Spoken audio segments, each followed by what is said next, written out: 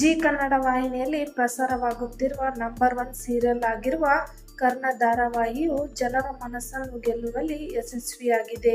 ಸದ್ಯ ಈ ಧಾರಾವಾಹಿಯಲ್ಲಿ ಕರ್ಣನಿಗೂ ನಿಧಿಯ ಮೇಲೆ ಪ್ರೀತಿಯಾಗಿದೆ. ಹೌದು, ಕರ್ಣ ಮತ್ತು ನಿಧಿಯ ಜೋಡಿ ಜನರಿಗೆ ಇಷ್ಟವಾಗಿದ್ದು, ಕರ್ಣ ಧಾರಾವಾಹಿಯ ಮುಂದಿನ ಸಂಚಿಕೆಯಲ್ಲಿ ಡಾಕ್ಟರ್ ಕರ್ಣ ನಿತ್ಯಾರನ್ನು ಮದುವೆಯಾಗುತ್ತಾರೆ.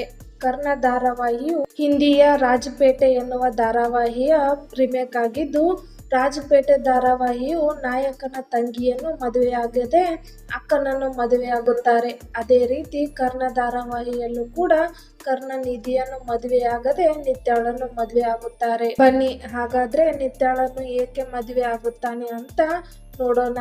ಬನ್ನಿ, ಕರ್ಣ ಧಾರಾವಾಹಿಯಲ್ಲಿ ಮುಂದಿನ ಸಂಚಿಕೆಗಳಲ್ಲಿ ಕರ್ಣ ನಿತ್ಯಾಳನ್ನು ಮದುವೆ ಆಗುತ್ತಾನೆ. ಹೌದು, ನಿತ್ಯ ಮತ್ತು ತೇಜಸ್ ಮದುವೆ ಆಗ್ಬೇಕಾಗಿತ್ತು. ಮದುವೆ ಕ್ಷಣದಲ್ಲಿ ತೇಜಸ್ ನಿತ್ಯಾಳನ್ನು ಬಿಟ್ಟು ಹೋಗುತ್ತಾರೆ. ಈ ಕಾರಣದಿಂದ ಕರ್ಣ ವಿಧಿ ಇಲ್ಲದೆ ನಿತ್ಯಾಳನ್ನು ಮದುವೆ ಆಗುತ್ತಾನೆ. ಪ್ರೇಕ್ಷಕರು ಕರ್ಣ ಮತ್ತು ನಿಧಿಯ ಜೋಡಿಯನ್ನು ತುಂಬಾ ಇಷ್ಟಪಟ್ಟಿದ್ದರು. ಆದರೆ ಮುಂದಿನ ಸಂಚಿಕೆಗಳಲ್ಲಿ ಕರ್ಣ ಧಾರಾವಾಹಿಯಲ್ಲಿ ಕರ್ಣ ಮತ್ತು ನಿತ್ಯ ಜೋಡಿಯಾಗಲಿದ್ದಾರೆ. ಒಂದು ಕಡೆ ಮನೆಯವರ ಆಸೆಗೆ ಇಲ್ಲ ಎಂದು ಹೇಳಲಾಗದೆ, ನಿಧಿಯನ್ನು ಮರೆಯಲಾಗದೆ ಕರ್ಣ ಈ ಮದುವೆಗೆ ಒಪ್ಪಿಗೆ ಸೂಚಿಸುತ್ತಾನೆ. ಸದ್ಯ ಈ ಧಾರಾವಾಹಿಯ ಪ್ರೋಮೋ ರಿಲೀಸ್ ಆಗಿದ್ದು, ಅದರಲ್ಲಿ ಕರ್ಣ ಹಾಗೂ ನಿತ್ಯ ಬಂಗಾರದ ಬಣ್ಣದ ಉಡುಗೆಯಲ್ಲಿ ವಧುವರರಾಗಿ ಕಂಗೊಳಿಸುತ್ತಿದ್ದಾರೆ.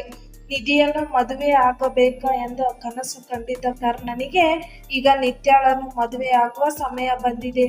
ಕೊನೆಗೆ ನಿಧಿ ಮುಖ ನೋಡಿಕೊಂಡು ಅವನು ನಿತ್ಯಾಳಿಗೆ ತಾಳಿ ಕಟ್ಟುತ್ತಾನೆ. ಈ ಮದುವೆಯಿಂದ ಕರ್ಣ, ನಿಧಿ ಮತ್ತು ನಿತ್ಯಗೂ ಕೂಡ ಬೇಸರ ತಂದಿದೆ.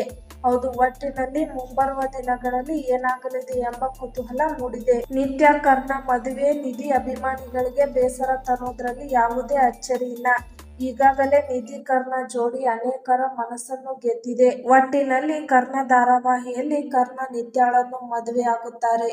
ಈ ಬಗ್ಗೆ ನಿಮ್ಮ ಅನಿಸಿಕೆ ಏನು ಮತ್ತು ಇದರಲ್ಲಿ ನಿಮಗೆ ಕರ್ಣ ಮತ್ತು ನಿಧಿ ಹಾಗೂ ಕರ್ಣ ಮತ್ತು ನಿತ್ಯ ಇವರಲ್ಲಿ ನಿಮ್ಮ ನೆಚ್ಚಿನ ಜೋಡಿ ಯಾವುದು ಎಂಬುದನ್ನು ಕಮೆಂಟ್ ಮೂಲಕ ನಮಗೆ ತಿಳಿಸಿ. ಹಾಗೆ ಈ ವಿಡಿಯೋಗೆ ಲೈಕ್, ಶೇರ್ ಮತ್ತು ಸಬ್ಸ್ಕ್ರೈಬ್ ಮಾಡಿ.